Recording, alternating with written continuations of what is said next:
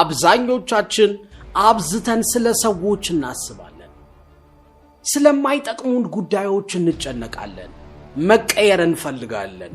እኛ እንድንቀየር ግን የሆነ ሰው እንዲመጣ፣ ሁኔታዎች እንዲስተካከሉ እንፈልጋለን። ራሳችን ላይ አናተኩርም። አንተ ግን ወደ ራስህ ባየ ቁጥር ውጫዊ ነገሮች በሙሉ መስተካከል ይጀምራሉ። ሰዎች እንኳን ወደ አንተ ማየት የሚጀምሩት አንተ ራስህ ላይ ስታተኩር ነው። እድሎች የሚመጡት። ሁላችንም ጥልቅ መሻት አለን። አብዝተን የምንፈልጋቸው ነገሮች አሉ። በስራ፣ በትዳር፣ በፍቅር ግንኙነት፣ በትምህርት፣ ብቻ በህይወታችን በጣም የምንፈልጋቸው ነገሮች አሉ። ውጫዊ ነገሮችን እየጠበቅን ግን ማሳካት አንችልም። ወደ ውስጣችን ማተኮር አለብን። ወደ ራሳችን ማየት አለብን። አንተ የምትችለውን ሁሉ ስታደርግ ነው ፈጣሪ የማይቻል የሚመስለውን የሚያደርግልን። ኢምፖሲብል የሆኑ ነገሮች የሚሳኩት ከአንተ የሚጠበቀውን ካደረክ ብቻ ነው። ከአንተ የሚጠበቀው ራስ ላይ ማተኮር ነው። እንዴት አድርገህ ነው ወደ ራስህ የምታተኮረው? ህይወትን የምትቀይረው በራስህ ምን አድርገህ ነው? በደንብ አድርገን እናወራለን። ደስ የሚሉ ሐሳቦች ናቸው። የወደዳችሁትን ደግሞ እንደምትተገብሩ እርግጠኛ ነኝ። ቀላል ናቸው። የመጀመሪያው ነገህን አስብ ይባላል። ስለ ነገህ ማሰብ ራስ ላይ ማተኮር ነው። አሁን ያለው ጸባዬ፣ ማንነትህ የት ነው የሚያደርስህ? አብዛኛው ጊዜህን በምንድን ነው የምታጠፋው? ስለማይጠቅምህ እያሰብክ ነው? ስለማይጠቅምህ እየተጨነክ ነው? በማይጠቅሙህ ወቅታዊ ጉዳዮች ላይ እየተከራከርክ ነው ጊዜ የሚያልፈው? ምን እያደረክ ነው? አሁን ባለህበት የዛሬን 10 ዓመት መቀላቀል ትፈልጋለህ? ባለህበት ቆመ መቅረት ታስባለህ? በቃ ስለ ነገ አስብ። ምንድነው ህይወት ላይ እንዲፈጠር የምትፈልገው? ከ10 ዓመት በኋላ ከአልጋ ስትነቃ ምንድነው ህይወት ላይ ማየት የምትፈልገው ነገር? በነገራችን ላይ ይህንን ለማሰብ ዕውቀት አይጠይቅም፣ ልምድ አይጠይቅም፣ የተለየ ችሎታ አይጠይቅም። ፍላጎት ብቻ። ምንድነው የምትፈልገው? ነገ ህይወት ላይ ምን እንዲፈጠር ትፈልጋለህ? በጣም ወሳኝ ጥያቄ ነው። በነገራችን ላይ በጣም የምናከብራቸው፣ የምናደንቃቸው፣ ሀብታም የምንላቸው፣ ታዋቂ የምንላቸው፣ በህይወታቸው ደስተኛ የሆኑ ሰዎች በሙሉ አንድ ነገር ያመሳስላቸዋል። እነዚህ ሰዎች ስለ ዓላማ ላያውቁ ይችላሉ። ስለ ህልም፣ ስለ ጎል ምናምን ላያውቁ ይችላሉ። ግን አንድ ነገር ያውቃሉ። ነገ ምን እንደሚፈልጉ፣ የት እንደሚደርሱ አይምሯቸው ውስጥ የሆነ ስዕል አለ። ለዛ ነው ዕውቀት አይጠይቅም ያልኳቸው። ነገ ምን መሆን እንደምትፈልግ፣ ምን ቦታ መድረስ እንደምትፈልግ አስብ። የመጀመሪያው ነው። አስበህ ነው ወደ ተግባር የምትገባው። ራስ ላይ ማተኮር ስለ ነገ በማሰብ ይጀምራል። ሁለተኛው ቅድሚያ የምትሰጠው ላይ ይባላል። ራስ ላይ ማተኮር ከጀመርክ፣ ስለ ነገ ማሰብ ከጀመርክ፣ የትኛው የህይወትህን ክፍል ነው ቀድመህ ማስተካከል ያለብህ? ስራህን ነው? ትምህርትህን ነው? የትዳርህን ነው? የገንዘብህን ነው? የትኛውን የህይወትህን ክፍል ነው ማስተካከል ያለብህ? ወጥ እንኳን ጣዕሙ የሚጣፍጠው ቅደም ተከተሉን ከጠበቅለት ብቻ ነው። ሽንኩርቱን ማስገባት እያለብህ ቲማቲሙን ከከተትከው የፈለከው ወጥ አይመጣም። የህይወትህም ጣዕም የሚወሰነው ቅድሚያ በምትሰጣቸው ነገሮች ነው። ቅድሚያ ለፈጣሪ ስጥ።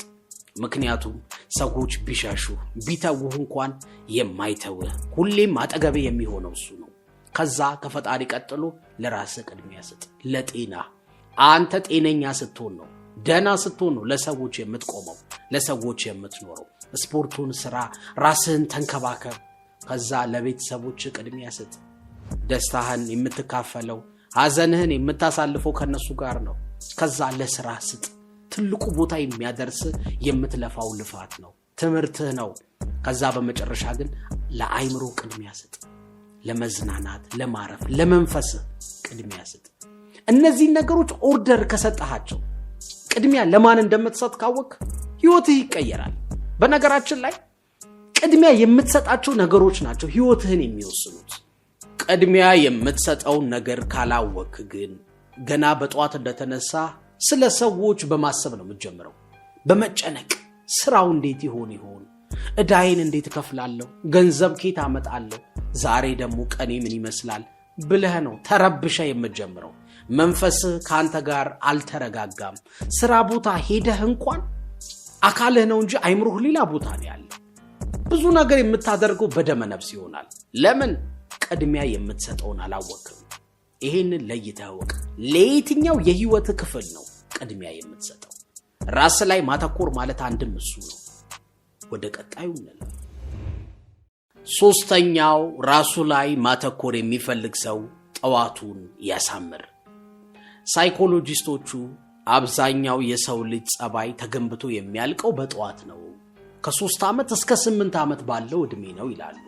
በልጅነታችን ተገንብቶ ያልቃል ጸባያችን። የቀን ውሏችንም ተገንብቶ የሚያልቀው የመጀመሪያው 2 ሰዓታት ነው ከእንቅልፍ እንደተነሳን ያለን። ይሄ ማለት ከእንቅልፍ እንደተነሳህ ያለው 2 ሰዓት ቀሪውን 22 ሰዓት ይወስነዋል ማለት ነው። በነገራችን ላይ ህይወታችንን የሚወስኑት በጣም ትናንሽ ብለን የምንንቃቸው ነገሮች ናቸው። ስራ ከመግባት ወይ ደግሞ ትምህርት ቤት ከመሄድ በፊት 2 ሰዓት ቀደም ብለህ ተነስና አመስግን፣ ጸሎትህን አድርስ።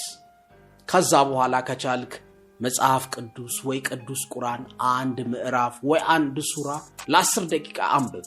መንፈስህን የሆነ ፖዚቲቭ ኢነርጂ በጎ ኃይል ይሞላዋል። ትረጋጋለህ። ስፖርቱን ስራ፣ ሻወሩን ውሰድ። አብዛኛው ሰው ከአልጋው ሳይወርድ አንተ ብዙ ነገር ትጨርሳለህ። ቀድመህ 2 ሰዓት ከተነሳ ጠዋትህን አንተ ትወስነዋለህ። ይሄ ውሎህን ያሳምረዋል። ራስ ላይ እንድታተኩር ያደርግሃል። ከዚህ በላይ ራስ ላይ ማተኩር ምን አለ? በጊዜ ላይ አንተ ማዘዝ ማለት እኮ ነው። ጠዋትህን አሳምረው ወዳጄ። አራተኛው ማታ ራስህን ፈትሽ ይባላል። ማታ ከመተኛት በፊት ጋደም በልና በቀን ውስጥ ያደረካቸው ያሳካሃቸው ነገሮች ፈትሻቸው። እንዲህ ጥሩ አድርጌያለሁ፣ በጣም ጀግና ነኝ፣ እንዲህ ደግሞ አበላሽቻለሁ፣ ቆይ አስተካክላለሁ በል። ከራስ ጋር ተነጋገር። ሁልጊዜም ሪፍሌክት አድርግ።